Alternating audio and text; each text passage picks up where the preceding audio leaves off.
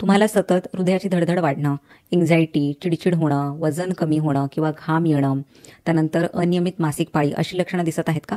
तर ही लक्षणं असू शकतात हायपरथायरॉइडिझम ह्या आजाराची. सो बघा, थायरॉइड हे जे ग्रंथी आहे जे आपल्या गळ्यामध्ये असतं, तर थायरॉइडचे 2 प्रमुख आजार आहेत आणि ते म्हणजे हायपोथायरॉइडिझम आणि हायपरथायरॉइडिझम. सो हायपोथायरॉइडिझमबद्दल बरीच इन्फॉर्मेशन किंवा व्हिडिओज अवेलेबल असतात. पण हायपरथायरॉइडिझमबद्दल खूप कमी अशी माहिती किंवा कमी व्हिडिओज तुम्हाला इंटरनेटवर मिळतील. म्हणूनच या व्हिडिओमध्ये मी तुम्हाला डिटेलमध्ये सांगणार आहे की हायपरथायरॉइडिझम ह्या आजारामध्ये तुम्हाला काय खाल्लं पाहिजे, कुठल्या गोष्टी आहेत त्या अवॉइड केल्या पाहिजेत आणि त्याची होलिस्टिक ट्रीटमेंट काय आहे. सो तुम्हाला किंवा तुमच्या फॅमिली मेंबर्समध्ये कोणालाही हायपरथायरॉइडिझमचा आजार असेल तर हा व्हिडिओ संपूर्णपणे नक्की बघा. सो हायपरथायरॉइडिझममध्ये एक्झॅक्टली काय होतं? आपल्या गळ्यामध्ये जी छोटी एक ग्रंथी आहे तिला थायरॉइड असं म्हणतात. सो हे जे थायरॉइड ग्लँड आहे ते प्रामुख्याने 2 हॉर्मोन्स बनवतं आणि ते म्हणजे T3 आणि T4.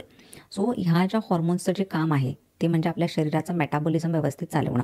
सो जेव्हा हे हॉर्मोन्स कमी प्रमाणात बनतात तेव्हा त्या आजाराला हायपोथायरॉइडिझम असं म्हणतात आणि जेव्हा हे हॉर्मोन्स जास्त प्रमाणात बनतात त्याला हायपरथायरॉइडिझम असं म्हणतात. बेसिकली हे होतं हायपर ॲक्टिव्ह थायरॉइड ग्लँडमुळे. सो हा जो हायपरथायरॉइडिझम हा आजार आहे हा का होतो? तर ह्यामागे तशी बरीच कारणं आहेत आणि त्यातली काही कारणं म्हणजे ग्रेव्स डिसीज, हा एक ऑटोइम्युन आजार असू शकतो. त्यानंतर थायरॉइड ग्रंथीमध्ये सूज येते ज्याला गॉयटर असं म्हणतात. तर मल्टीनोड्युलर गॉयटर म्हणजे थायरॉइड ग्लँडमध्ये बरेच छोटे छोटे जे काही आहेत त्या गाठी बनतात. त्यानंतर थायरॉइड हॉर्मोन रेझिस्टन्स म्हणजे थायरॉइडचे हॉर्मोन्स आहेत ते व्यवस्थित काम करत नाहीत, हे सुद्धा एक कारण असू शकतं. त्यानंतर पुढचं जे कारण आहे ते म्हणजे काही मेडिकेशनवर तुम्ही असाल तर त्यामध्ये आयोडीन असेल तर आयोडीनच्या एक्सेसमुळे सुद्धा हायपरथायरॉइडिझम हा आजार होऊ शकतो. त्यानंतर पुढचं जे कारण आहे ते म्हणजे पिट्युटरी ग्लँड. ब्रेनमध्ये हा छोटासा ग्लँड आहे, त्यामध्ये जर काही गाठ झाली असेल, त्यामध्ये काही सिस्ट झालं असेल तर त्यामुळे सुद्धा जो एक थायरॉइड स्टिम्युलेटिंग हॉर्मोन आहे ज्याला TSH असं म्हणतात तो व्यवस्थित सिक्रेट होत नाही आणि त्यामुळे सुद्धा हायपरथायरॉइडिझम हा आजार होऊ शकतो.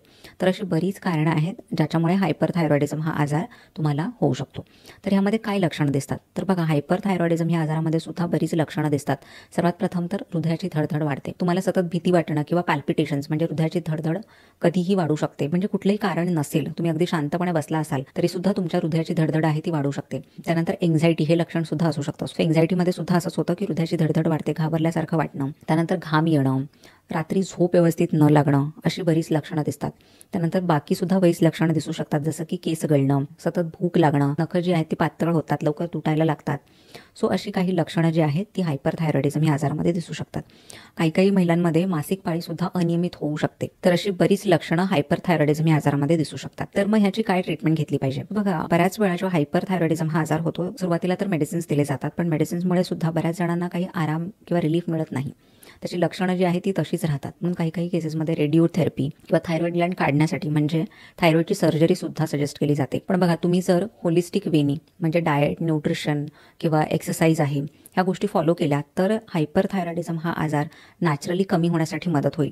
तर ह्या काही गोष्टी मी तुम्हाला सांगणार आहे त्या तुम्ही रेग्युलरली फॉलो करा, जेणेकरून ॲटलीस्ट हायपरथायरॉइडिझमची जी लक्षणं आहेत किंवा त्याचे डोसेस आहेत ते कमी होण्यासाठी मदत होईल. सो सर्वात प्रथम तुम्हाला आमच्या डाएटमध्ये काय काय खायचं आहे. सो बघा, हायपरथायरॉइडिझम ह्या आजारामध्ये थायरॉइड ग्लँड आहे तो ओव्हर ॲक्टिव्ह आहे, म्हणूनच आयोडीनयुक्त पदार्थ जे आहेत ते तुम्हाला कमी घेतले पाहिजेत. त्यासोबतच गॉयट्रोजन्स जे फूड आहेत ते तुम्हाला जास्त प्रमाणात घ्यावे लागतील. त्यामुळे काय होतं, थायरॉइड ग्लँडची ॲक्टिव्हिटी जी आहे ती कमी होते. सो तुम्ही ब्रोकोली, कॅबेज, कॉलीफ्लावर ह्या ज्या भाज्या आहेत त्या कच्च्या घेऊ शकता. ह्यामध्ये गॉयट्रोजन्स असतात जे थायरॉइडची ॲक्टिव्हिटी जी आहे ती कमी करतात. त्यानंतर तुम्ही हेल्दी फॅट्स घेऊ शकता, जसं फ्लॅक्सीड्स आहेत, अंडी आहेत, तूप आहे. ह्या गोष्टी तुम्ही रेग्युलरली घ्या, कारण ह्यामध्ये ओमेगा 3 फॅट्स असतात जे ओव्हरऑल हॉर्मोन्सला बॅलन्स करण्यासाठी मदत करतात. त्यानंतर पुढचं जे आहे ते म्हणजे तुम्ही सेलेनियम आणि झिंक हे 2 सप्लिमेंट्स घेतले पाहिजेत किंवा ज्या अन्नपदार्थांमध्ये ह्याची मात्रा जास्त असते ते घेऊ शकता. हे दोन्ही जे पोषक तत्व आहेत ती थायरॉइडचं फंक्शन व्यवस्थित चालण्यासाठी मदत करतात. ऍक्च्युअली सेलेनियम आणि झिंक हे दोन्हीही प्रकारच्या थायरॉइडच्या आजारामध्ये घेऊ शकतो. जसं तुम्हाला हायपोथायरॉइडिझम हा आजार असेल तरी सुद्धा आणि हायपरथायरॉइडिझम हा आजार असेल तरी सुद्धा, कारण ही जी पोषक तत्व आहे ती ओव्हरऑल थायरॉइडचं फंक्शन व्यवस्थित चालण्यासाठी मदत करत असतात. त्यामुळे ज्याच्या अन्नामध्ये सेलेनियमचं प्रमाण जास्त आहे जसं की ब्राझील नट, मशरूम्स,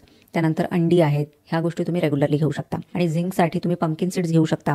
आणि जर तुम्ही नॉन व्हेजिटेरियन असाल तर तुम्ही मीट, चिकन किंवा अंडी हे सुद्धा रेग्युलरली घेऊ शकता, जेणेकरून सेलेनियम तुम्हाला यामधून मिळून जाईल. त्यानंतर पुढचं जे आहे ते म्हणजे स्ट्रेस कमी करणं. सो जेव्हा पण बॉडी अंडर स्ट्रेस असते किंवा तुम्ही खूप जास्त मानसिक तणावाखाली दाबाखाली असतं तेव्हा बॉडीचे जे काही फंक्शन्स असतात ते डिस्टर्ब होतात. म्हणूनच स्ट्रेस कमी करण्यासाठी तुम्ही रेग्युलरली योगा करणं, मेडिटेशन करणं हे खूप महत्त्वाचं आहे. त्यामुळे कुठलाही आजार असू दे, स्ट्रेस कमी करणं ही तुमची प्रायोरिटी असली पाहिजे. त्यानंतर पुढचं जे आहे ते म्हणजे अँटीऑक्सिडंट फूड्स घेणं. सो बघा, जेव्हा थायरॉइड किंवा कुठल्या पण अवयवाचा जेव्हा आजार होतो, बॉडीचे बरेच सेल्स त्यांना प्रोटेक्ट सुद्धा करत असतात आणि अँटीऑक्सिडंट आहेत ते सुद्धा आपल्या ग्लँड्सला प्रोटेक्ट करण्याचा प्रयत्न करत असतात. म्हणूनच तुम्ही रेग्युलरली बेरीज खाणं, ग्रीन टी घेणं किंवा डार्क चॉकलेट आहे त्या गोष्टी घेऊ शकता. यामध्ये अँटीऑक्सिडंट्स भरपूर असतात आणि अँटीऑक्सिडंट्स हे सुद्धा आजाराला कमी करण्यासाठी मदत करतात. त्यानंतर तुम्ही होमिओपॅथिक ट्रीटमेंट घेऊ शकता. सो होमिओपॅथीमध्ये हायपरथायरॉइडिझम ह्या आजारासाठी सुद्धा खूप इफेक्टिव्ह अशी ट्रीटमेंट अवेलेबल आहे. त्यामुळे जर हायपोथायरॉइडिझमची तुमची लक्षणं जर कंट्रोलमध्ये येत नसतील किंवा सतत तुम्हाला मेडिकेशन्स घ्यावीच लागत असतील, तुमचे डोसेस वाढत असतील, तर तुम्ही होमिओपॅथिक ट्रीटमेंट नक्की ट्राय करा. त्यानंतर पुढचं जे आहे ते म्हणजे विटामिन डी लेवल सुद्धा नॉर्मल राहणं खूप महत्त्वाचं आहे. सो विटामिन डी मिळण्यासाठी तुम्ही सनलाईट घेऊ शकता. दररोज एक 15 ते 20 मिनिटं तुम्ही सूर्यप्रकाशात उभं राहा किंवा विटामिन डीचे सप्लिमेंट सुद्धा घेऊ शकता.